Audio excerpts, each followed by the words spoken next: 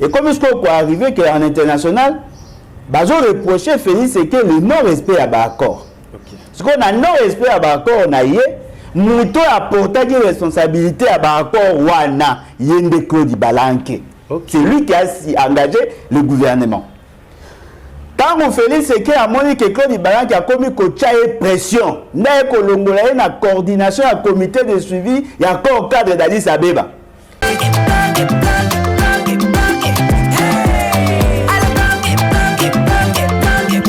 Oyoki elengi ya Congo.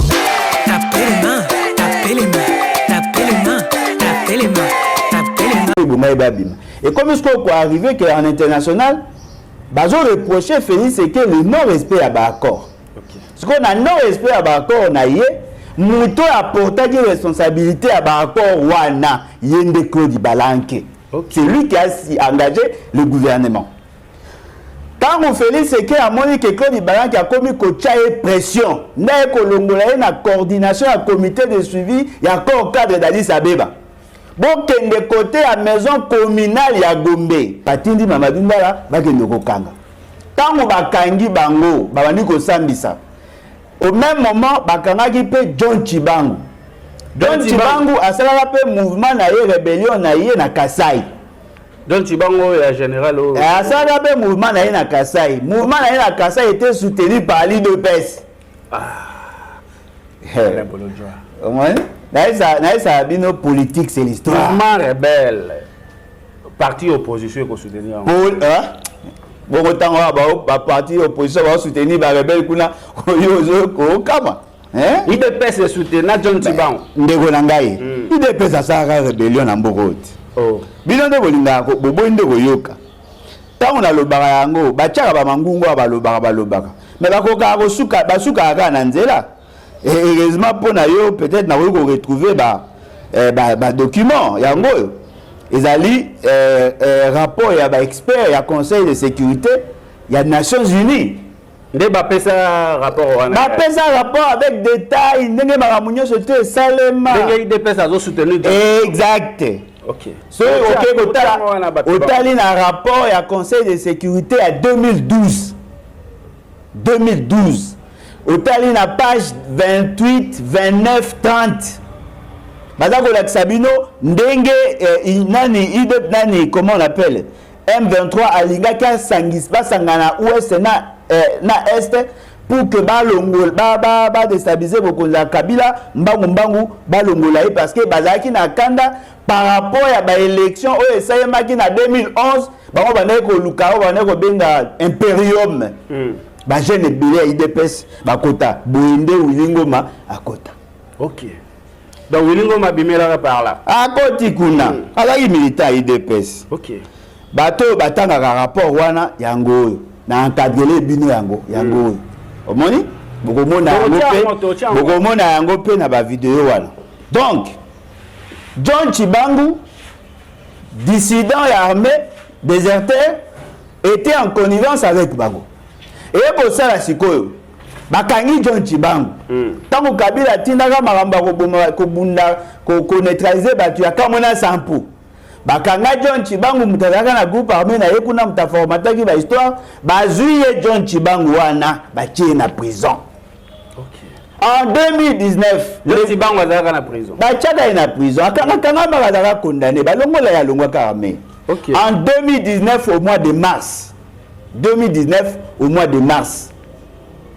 Félix Sekei a joué une ordonnance gration bateau bazaki na prison. Na kati ya liste wana Bernard Maeshe Biamungu alias Pikawan azalaki, John Chibangu azalaki, bayeko bima na mois d'août 2019. OK. Mois d'août 2019. Bozo kanema mekenet. Mois d'août 2019. Nandela grâce présidentielle. Grâce présidentielle. Babisi en mois d'août, gouvernement ilunka ko ya na mois d'août bango déjà babimi. Ilunka mbakuta ki yango. Et ko sala siko Bernard Maeshe Biamungu. Awa na Kinshasa, nani John Chibangu. Awa na Kinshasa na 2020. Félix Sekei a tindaka ba jeune moko ba kende formation na bambo gebele. Ba msu ba kenda suru na Israël ne balobaka wana. Tango siko ba jeune wana bazongi. au lieu que créer deux brigades au bayoka qui n'a battu M23 a commis ce qu'on tambusa bango a nommé ce que John Chibangu général de brigade à titre exceptionnel pour Azaki civil. Ce que Bernard Maeshe Biamungo azozela azuté batambuse tina mois na 2022 na mois d'août pekaka nda eko décider eko bima babima bazaka pour bakanga bango 11 5 bazaka quitté 6 bazaka condamné babima je crois bakoza ba 13 ou 14 ba officier au babimaki abima keinda keikuna ake kozwa charge ya chargé des opérations et renseignements militaires ya M23 John Chibangu atikali awa. OK. Bon mais retard batu nyonso bazaka ya M23 à l'époque bango tout babima prison. OK.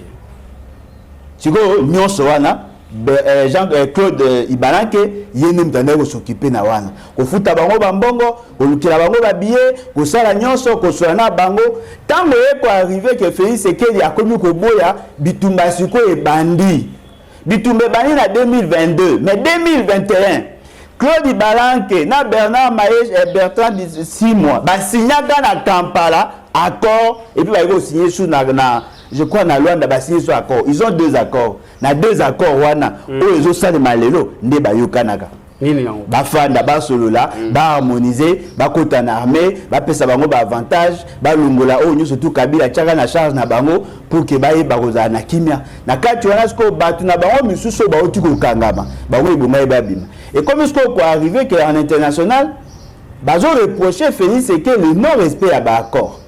Ce qu'on a non respect à ba accord na yé Mouto a porté des responsabilités à Baracor Wana Yende Claude Ibalanke. C'est lui qui a engagé le gouvernement. Quand on fait ce qu'il a montré que Claude Ibalanke a commis une pression, n'a colongolé na coordination à comité de suivi, il y a encore cadre d'Addis Abeba. Bon, de côté à maison communale ya Gombe, na venir la justice je pense. Yango wana, beaucoup mona na droite. Kunande la comité coordination ya comité de suivi accord cadre d'Addis Abeba. Tokotambo la mitaka la bêtise leki. Bêtise le baluba bizengi. Nanu na mona gouvernement ya bizengi le roi ya baluba te. Nanga moko muluba menazo sabino ke baluba bazabize. Bosa bahona ye sans soutien. Ah, naza sans soutien. La force de Paul Kagame n'est pas son intelligence ni son régime rwandais. La force de Paul Kagame, c'est sa capacité d'infiltration. Très bien. Kagame fragilise Kinshasa, pas à travers le Rwandais, mais à travers les Congolais. C'est là que Nicolas Kazadi dit le chef de l'État est mal entouré. Okay. Si le M23 avance, si nous sommes fragilisés, c'est puisque dans les institutions, dans l'armée, il y a des traîtres. Il y a des traîtres. Donc, tu sais que les causes de décision elles sont bloquées. Donc, et puis information elles sont informées en temps réel. Et puis information dans la presse publique à la seconde. Ndeko Flavien, toi africain, so moni mutalibanda alieyo. C'est que moi na yonda pesi fa apesi nzela ba pesa moi na nonde kindoki. Yende fois kabayo, pour mutalibanda comme kila na yote. Le Rwanda réussit à nous faire ce qu'il nous fait, pas plus qu'il est fort, pas plus qu'il a l'appui de la communauté internationale, mais plus qu'il a la capacité à infiltration makasi autour du chef de l'État. Et c'est ce que je regrette, l'échec. Il a fallu Tshisekedi partout, et ça qu'il n'a pas réussi à créer sa propre classe politique. Il n'a pas réussi à créer sa propre génération politique. C'est ce qui fait qu'après lui, même l'UDPS va disparaître. Et même après, ils ont risqué de disparaître. Parce que, un, à travers un opportuniste. Bateau, il se pose, Makambo se pose la régime tiré d'Angoulou. Tous les ministres, chef coutumier, si c'est dans le Bango, il va travailler dans Mobutu, qui m'a mouvancier. On va travailler dans Kabila, va détruire. Le va approcher de Tshisekedi. C'est la première catégorie. Deuxième catégorie, ça va opportuniste. On va éviter de l'autre. Mais vient à Bissou Akala. Tout ça là, comme président. Donc autour de lui, opportuniste, et puis bateau va suffisamment de savoir. Mais comment ça n'a-t-il réussi à passer dans les années de Flavien? Le président de la République a lutté. Aza héritier à combat. Or, na combat na yewana, eza na banda na ye babunda puisque basoutenaki idéologie ya Kombo Etienne Tshisekedi batamboli na yende yango lelo esali ke tozala na pouvoir. C'est vrai badivergence ekozala mais eza na bato bango mpo na bango idée ya Kombo Etienne Tshisekedi eza valeur oyo bakoki se détacher nango te. Le président de la République est issu du rassemblement. Bato babunda na rassemblement pour tous les régimes baza. Pour tout comme on a pouvoir baza. Quelle que soit la controverse à l'opinion, mais baza va Tshisekediste. Bah au trahir te puisque Aden n'a pas osé trahison te. Bato s'est retrouvé à l'écart. Les lois au votre ba oyo ba bande ko combattre biso lobby. Bon bande ko beta peuple congolais mbataler aussi un changement. Les lois bangonde bazo prétendre que diriger ba o babunda pour un changement. C'est le monde à l'envers. Mais c'est le monde à l'envers. Et le chef de l'État qu'est-ce qu'il attend? Et Albert Einstein à Lubaka, on ne peut pas avoir la prétention de construire avec ceux qui ont détruit. Alors, donc, il y a une sorte d'hallucination. Mais attends, moi je pense que l'union sacrée c'est un fourre-tout. Et puis, Cap de, excusez-moi, parce que vous êtes de l'union sacrée, vous allez communicateur de l'union sacrée, Cap 2028, mais tout le monde est un bandit. Et l'autre, il a sous dauphin, tu sais qu'il y a un problème parce qu'il y a un indépendant qui va battre. Tout le monde est en groupe de l'Assemblée nationale et Kamere qui attendait être peut-être candidat, il y a Union Sacrée, la perche à l'Assemblée nationale, mais après, Monique Mosso qui a été déjà là avec les moyens, mais Kamere a su quand même s'en sortir. Demain, la CAP 2028, est-ce que Dauphin, Nini Tshisekedi a représenté parce qu'il y a des caïmans? D'abord, antidote, il y a Bilo Wanagnon, avant tout ça, antidote, il y a Bilo Wanagnon Soana. Je le dis en tant que Congolais, je le dis en tant qu'élite, en tant qu'intellectuel, acteur politique, ou toujours pour la nouvelle génération politique. Diabolisation à ma casse n'amboka na biso ke bazolinga ba papa on tangiwana. Ba ngondo soko ina idée malamu o ba mona contre ba va combattre ngo. Très bien. Antidote na makambunyo sur le changement constitution. Et un changement constitution de Flavien. Révision de changement. Na bi changement révision de changement constitution. De Flavien vous êtes très intelligent. De bazongela mosusu. Oui Congolais c'est la bonne constitution. Congolais c'est la bonne qualité. On doit démontrer en 2 minutes. Voilà, expliquez. Avec toute l'intelligence qui vous est reconnue. Pourquoi comme ministre était ce qui est autant l'union sacrée. Vous comprenez? Constitution et lobby bouri. Tout Congolais, tous les Congolais sont égaux devant la loi. Ça c'est de 1.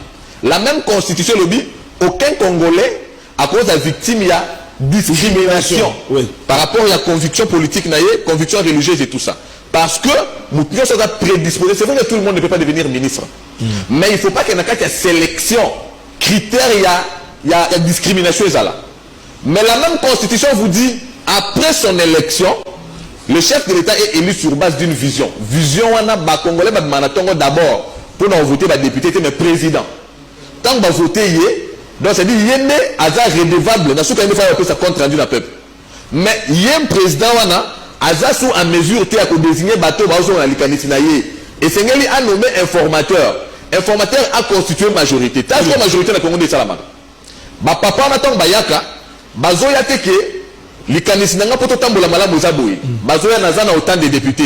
Je soutiens le chef de l'État. Nazana autant de députés. Je soutiens le chef de l'État. Ça veut dire que ma pesi bango ma poste yango somo na bazo ke bazo somba machine à voter pour ba constituer majorité bazala toujours yo za na volonté za na mayele pour autant qu'on a mbongo te ba voter on les kate Congo za main liée. Le chef de l'État a les mains liées, le Congo aussi a les mains liées. Très bien. Après consultation, le chef de l'État nomme le premier ministre au sein de la majorité. Donc ça veut dire na kati ya Congo ba katelier espace ya choix au ponaka awa. Attention, quand on convaincu que la taxe est pour ça bloque aussi. Ça bloque aussi. Très bien. Qu'est-ce que nous faisons d'autres Congolais? Est-ce que les Congolais n'y ont se dans la partie politique? Est-ce que pour ça, il ne faut pas réviser l'article, mais il faut changer la constitution? Est-ce que disposition en a? Ils ont verrouillé tout ça vérité. C'est ça le problème. Pour réviser ça bien. Mais ceux qui ont des dispositions intangibles, tout ça, ceux qui ont se rapporté dans la disposition intangibles, on fait comment? On reste bloqué. Mais vrai, quand ta population, quand ta battuta que Tshisekedi a fait mandat, a changé de constitution, donc pour avoir la ressource. Au moins, Nabi premier. Maman a dit Kamoudé Zawa. Donc à ça joue 18 ans, on va dire. Culture. Et comme il est au royaume, donc. intention. Soki yango problème soko ebo sa malamu sali yango te Bible beta lisumo. Bible ngana chrétien. Et là il faut ça lelo, so rapportant au lobby demain c'est un mystère. Ça veut dire que soto boy tu sais que ça lango lelo. To boy apé mutu so ya lobby ça lango. Ça veut dire ton limite et tout qui est dans la condition oyo. C'est une acceptation tacite. Et là on va congolais ça qui yété. A nyoso sala yoté, na lingi ondete. Ce qu'on on va qui yoté wana tana etant yopo ya babo ba yoté. Ça veut dire c'est un éternel recommencement. On dirait que kelama catholique. Pour la makambo ya nanga.